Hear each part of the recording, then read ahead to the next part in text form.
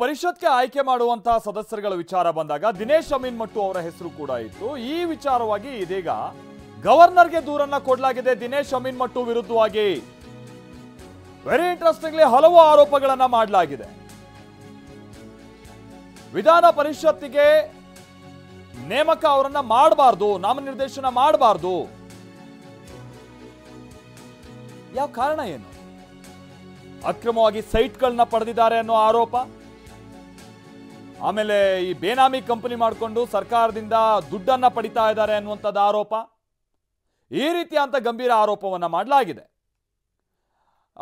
ಅಲ್ಪಸಂಖ್ಯಾತರ ವೇದಿಕೆಯಿಂದ ದೂರನ್ನ ಕೊಡಲಾಗಿದ್ದಂತೆ, ದಲಿತ ಹಿಂದುಳಿದ ಅಲ್ಪಸಂಖ್ಯಾತರ ವೇದಿಕೆಯಿಂದ ವೇದಿಕೆ ರಾಜ್ಯಾಧ್ಯಕ್ಷ GM ಗಾಡ್ಕರ್ ಇದಕ್ಕೆ ಸಂಬಂಧಪಟ್ಟಂಗೆ ದೂರು ಸಲ್ಲಿಕೆ ಮಾಡಲಾಗಿದ್ದು, ತುಮಕೂರಿನಲ್ಲಿ ಇವರು ಅಕ್ರಮವಾಗಿ ಸೈಟ್ ಅನ್ನ ಪಡೆದಿದ್ದಾರೆ, 15 ವರ್ಷ ಅಲ್ಲಿ ನೆಲೆಸಿರ್ಬೇಕು ಅನ್ನುವಂಥದ್ದು, ಒಂದು ಊರಿನಲ್ಲಿ ಅದು ನೆಲೆಸಿರ್ಬೇಕು ಅನ್ನುವಂಥದ್ದು ಒಂದು ನಿಯಮ ಇತ್ತು. ಆದರೆ ಅವರು ತುಮಕೂರಿನಲ್ಲಿ ಇದ್ದಂಥದ್ದು 3-4 ವರ್ಷಗಳ ಕಾಲ ಮಾತ್ರ, ಪ್ರಜಾವಾಣಿಯ ಅಂದರೆ ಒಂದು ಪತ್ರಿಕೆಯ ಜಿಲ್ಲಾ ವರದಿಗಾರರಾಗಿ.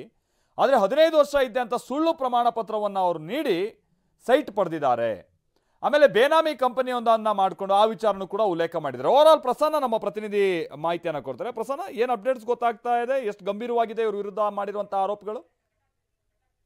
ಮಲ್ತೇಶ್, ವಿಧಾನ ಪರಿಷತ್ನ 4 ಸ್ಥಾನಗಳ ಆಯ್ಕೆಯ ವಿಚಾರದಲ್ಲಿ ಸಾಕಷ್ಟು ಬೆಳವಣಿಗೆಗಳು ತೀವ್ರ ಸ್ವರೂಪವನ್ನ ಪಡೆದುಕೊಳ್ತಿದ್ದಾವೆ.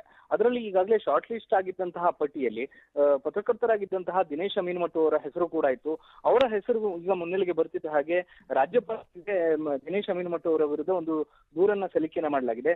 ದಲಿತ ಹಿಂದುಳಿದ ವರ್ಗಗಳ ಅಲ್ಪಸಂಖ್ಯಾತರ ವೇದಿಕೆ ಅನ್ನುವಂತಹ ಒಂದು ಸಂಘಟನೆಯ ಮೂಲಕ ದೂರು ಸಲ್ಲಿಕೆಯಾಗಿರುವಂತಹ ದಿನೇಶ್ ಅಮೀನ್ ಮಟ್ಟು ಅವರು ಅಕ್ರಮವಾಗಿ ಸೈಟ್ಗಳನ್ನ ಪಡೆದುಕೊಂಡಿದ್ದಾರೆ ಮತ್ತು ಬೇನಾಮಿ ಹೆಸರಿನಲ್ಲಿ ಸರ್ಕಾರದಿಂದ ಹಣವನ್ನ ಪಡೆದಿದ್ದಾರೆ ಅನ್ನುವಂತ 2 ಪ್ರಮುಖವಾದಂತಹ ಆರೋಪಗಳನ್ನ ಈ ಒಂದು ದೂರಿನಲ್ಲಿ ಉಲ್ಲೇಖವನ್ನ ಮಾಡಲಾಗಿದೆ. ಸರ್ಕಾರದಿಂದ ಒಂದು ಹಣವನ್ನ ಪಡೆಯುವಂತದ್ದು, ಪಾಲಿಸಿ ಫ್ರಂಟ್ ಎಂಬಂತಹ ಒಂದು ಕಂಪನಿಯನ್ನ ಸ್ಥಾಪನೆ ಮಾಡಿದ್ದಾರೆ. ಅದು ಯಾವುದೇ ರೀತಿಯ ರಿಜಿಸ್ಟ್ರೇಷನ್ ಕೂಡ ಆಗಿಲ್ಲ. ಅಂತ ಒಂದು ಕಂಪನಿಗೆ ಸರ್ಕಾರದ ಜಾಹೀರಾತು ಹಣವನ್ನ ಪಡಿಸಿದ್ದಾರೆ ಅನ್ನುವಂತಹ ಒಂದು ಆರೋಪವನ್ನ ಮಾಡಲಾಗಿದೆ. ಮತ್ತು ದಿನೇಶ್ ಅಮೀನ್ ಮಟ್ಟು ಅವರ ವಿರುದ್ಧ ಬೇರೆ ಬೇರೆ ಸ್ಟೇಷನ್ಗಳಲ್ಲಿ ಬೇರೆ ಬೇರೆ ಸಂದರ್ಭದಲ್ಲಿ ದಾಖಲಾದಂತಹ FIR ಗಳ ವಿವರಗಳನ್ನು ಕೂಡ ಸಲ್ಲಿಕೆಯನ್ನ ಮಾಡಲಾಗಿದೆ.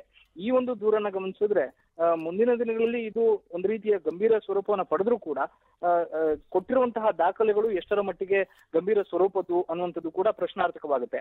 ಆದ್ರೆ ಸದ್ಯದ ಮಟ್ಟಿಗೆ ಈ ಒಂದು ವಿಚಾರದಲ್ಲಿ ಕಾಂಗ್ರೆಸ್ನ ನಾಯಕರಲ್ಲಿಯೇ ಸಾಕಷ್ಟು ಆಕ್ಷೇಪಗಳಿದ್ದಾವೆ. ದಿನೇಶ್ ಅಮೀನ್ ಮಟ್ಟು ಅವರು, ರಮೇಶ್ ಬಾಬು ಅವರು, ಆರ್ತಿ ಕೃಷ್ಣ ಮತ್ತು DJ ಸಾಗರ್ ಎನ್ನುವಂತವರ 4 ಹೆಸರನ್ನ ಹೈಕಮಾಂಡ್ ಕೂಡ ಶಾರ್ಟ್ ಲಿಸ್ಟ್ ಅನ್ನ ಮಾಡಿತ್ತು.